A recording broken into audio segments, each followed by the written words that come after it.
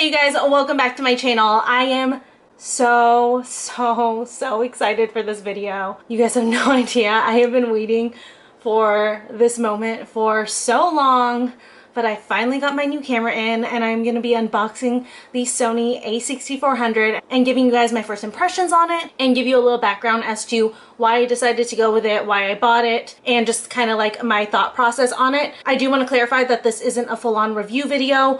I'm just going to be turning the camera on for the first time, so it really truly is just a first impression and an unboxing, but I will be sure to give you guys as much information as possible. If you're new here, please don't forget to subscribe. Just hit that red button down below and turn on your notifications. And also, if you enjoyed this video, give it a big thumbs up, hit the like button, and leave me a comment. Tell me your thoughts on the camera, or feel free to ask me any questions you have about it, and I'll do my best to answer. But for right now, let's go ahead and just like dig right into it.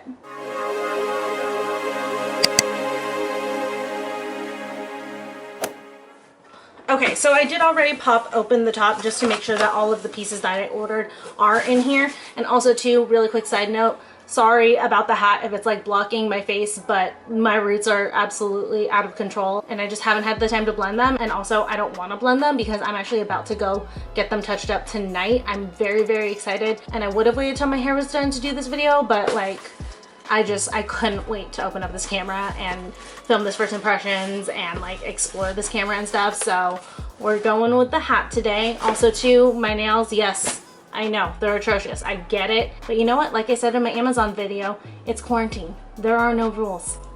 But anyways, like I said, I ordered the Sony A6400. I have been researching cameras for so long, probably about 6-7 months at this point. I currently am shooting on a Sony CyberShot. This is the DSC-HX80. I do have a whole video on that and why I recommend it for beginning YouTubers that I will link right over here on the screen. But I decided that it was time to start looking into an upgrade. Then I was forced into the actual upgrade because unfortunately this camera is currently malfunctioning. It is a refurbished camera, which I think is why it's malfunctioning, because I don't know the history on it, but I still do recommend this camera. I just recommend to get it brand new so that you know exactly what the history of the camera is, as opposed to me. I don't know how old this camera is. I don't know if it's had this issue before, but basically the flip up isn't working on it. And as a YouTuber that films by myself, I need to have a camera that flips up so that I can see what I'm doing and make sure that I'm in focus and everything like that. So like I said, I've been researching cameras for a little while, and I definitely knew that I wanted to go with a mirrorless camera. That was like a big thing for me. I wanted to be able to now start changing out the lens. I wanted to be able to add on a mic, hook it up to a monitor, basically all of the things that I'm limited on with my Sony CyberShot. And originally the price range that I was looking into was like $600-700 bucks, and I was really attracted to the Sony Alphas. They're just known for being really great vlogging cameras and just good YouTube cameras in general. But the problem with a lot of the Alphas, like the A5100, A6000, A6100, is that all of them tend to overheat and then stop recording after like 20 minutes. Then you have to wait for the camera to cool down. So I was hesitant about getting that. I had actually had my heart set on the A6100, but then I was doing a little bit more research and I decided to look a little bit more out of my price range, and I came across the Sony A6400, which apparently fixed the overheating problem. It can record for forever and ever and ever without shutting off on itself. So that was definitely a very attractive feature for me, along with the fact that it has class-leading autofocus, because this CyberShot actually has amazing autofocus, and I just could not imagine going from this to a camera that had moderate to bad autofocus. So autofocus was like a really big priority for me when I was choosing my next camera. Now I did look into other brands. I did look into Nikon, which like Nikon, it seems like is really great for photography, but not so much for video. And then I also looked at Canon. I was considering the Canon M50, which is honestly considerably less than this Sony camera. And honestly, I'll just go ahead and rip off the band-aid. This Sony camera with the kit lens comes in at about $998, and I believe the Canon M50 is somewhere around $500-600. So I was really strongly considering that for the longest time. The reasons why I decided to end up just biting the bullet and spending the extra money for the Sony is because A, like I mentioned before, the autofocus was really important to me. B, I'm a Sony girl. I realize I just gravitate more towards Sony cameras. I'm used to the Sony interface from my camera, and I've always enjoyed everything about my current Sony. So as great as the value was on the Canon M50, I still wanted to really see if there was a Sony out there that would impress me more and be something more towards like what I'm looking for. And then also too, the big thing for me which may not be a big deal to most people, but is to me, is that the flip up on the Canon flips out versus a Sony flips up. Now, a lot of people don't like Sony because of the flip up. I personally do prefer it though. I know that a lot of people prefer the flip out so that you can put a mic on top of the camera without having to rig it and put it to the side or anything so that it doesn't block the viewfinder. For me, I don't mind having to get a rig to move the mic placement. Honestly, I don't even use a mic right now, and I don't think that I'm gonna start using a mic for at least a few more months, so not a big deal to me, and honestly not a big deal for me to rig it to the side. But for me, I am an active vlogger. You guys know I record so many vlogs. I love vlogging, and I just couldn't deal with the thought of having extra width with the flip out screen. I just didn't like that idea of having to maneuver the extra width. I just felt like I was gonna be constantly hitting things. I was gonna be constantly worried about hitting the screen on something to the side and everything. So I just really didn't like that thought. I do prefer the flip up because it takes up space vertically, and I'm very short, I'm 4'11", so the chances of me having to worry about considering the height on top of my camera is very, very slim. So that honestly was a really, really, really big thing for me. A few other things that are really wonderful about the Sony A6400 that were just bonuses that really sent it over the top for me is that according to a lot of the review videos that I watched, it has really great time lapse and slow motion. And I love to do these kind of more artistic lookbooks. And I love the idea of having that feature available to me once I learn how to use it, to be able to film more smooth, slow motion sequences and stuff like that. So those are the main reasons why I decided to go outside of my budget and outside of my price range to get the Sony A6400, and why I decided to purchase it over the Canon M50, which is what it's typically compared to. So let's go ahead and start unboxing it. I did get mine from B&H Photo. I was trying to find it off of Amazon, but Amazon sold out, and I would have waited until it came back on Amazon, but like I mentioned, this camera is malfunctioning, so I needed a camera right away. So I found out that B&H Photo still had it in stock. Honestly, I don't know what was going on right now, but a ton of places were sold out in this camera, and I just like was about to panic. But luckily, like I said, B&H Photo had it. So here it is.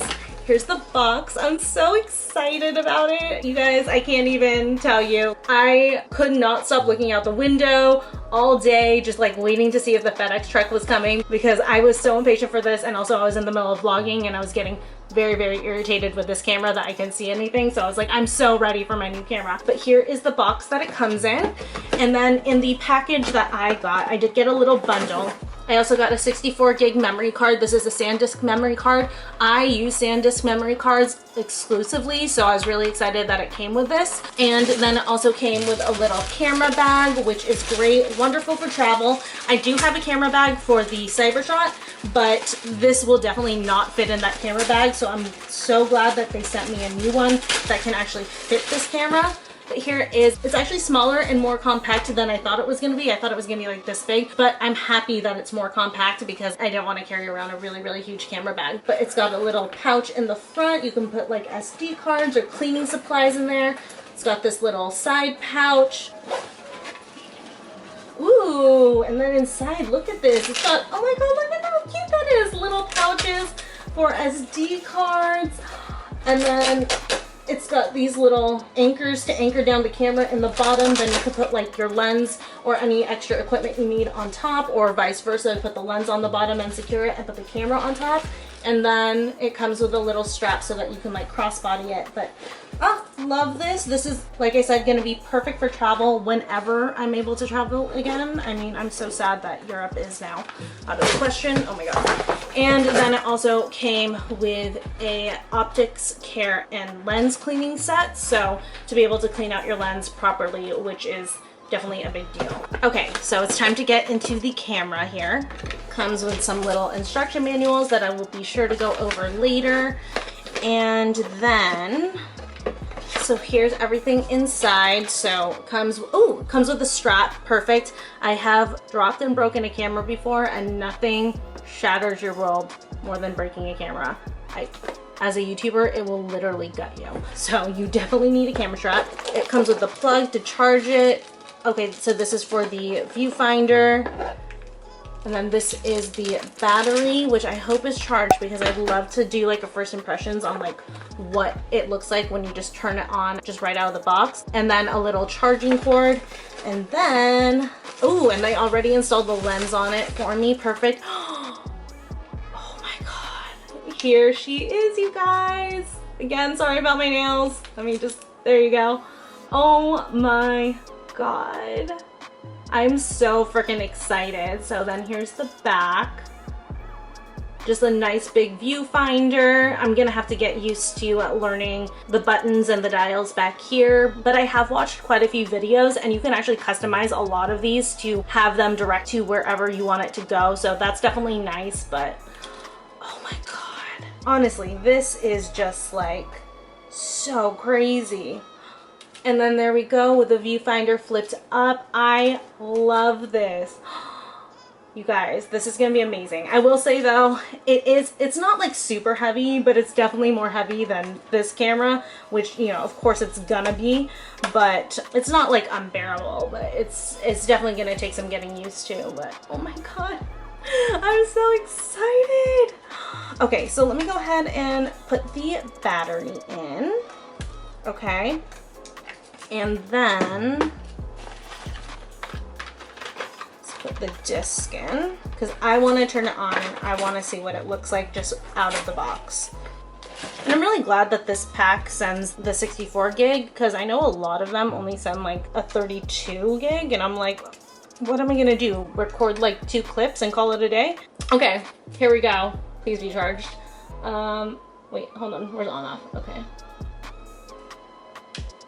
Okay, so you flip it this way for on. I think. Wait, I'm so confused. Is the battery not charged? I'm gonna be so upset. I don't think that it is. Okay, we're gonna charge it for a little bit and we'll be right back. Okay, and we're back. I charged it up a little bit, but one thing that I remembered, and I wish that I had one charged, is that you can actually take the cord for this and hook it up to an external power bank, like the ones that you use for your phone, and you can power it through one of those as well. So I think that that's a pretty cool freaking option for this camera. But okay, so we'll turn it on. So you just move this dial right here and it turns on. And I'm gonna have to get used to this, taking the cap off, because I mean, obviously on the point and shoot, I don't have a cap on the lens, but here it is with it open, and oh my God.